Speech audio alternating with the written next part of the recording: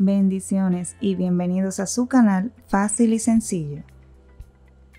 La receta que tenemos el día de hoy es de una salsa agridulce a base de tamarindo para acompañar diferentes tipos de carnes. En esta ocasión la acompañaremos con alitas al horno. Para los ingredientes tenemos lo que es zumo de tamarindo concentrado, media taza también de ketchup, media taza de azúcar crema, media taza de agua, 2 cucharadas de fécula de maíz o maicena y 2 cucharadas de salsa de soya.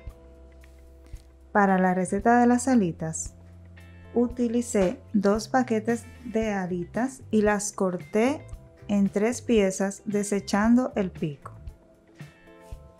Mariné por varias horas aproximadamente con 2 cucharadas de azúcar,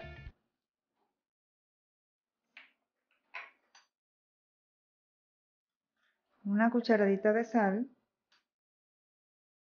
una cucharada de sazón de color a gusto,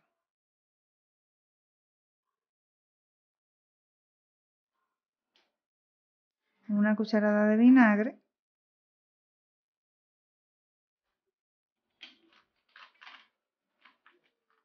dos cucharadas de ketchup y 2 cucharadas de salsa de soya.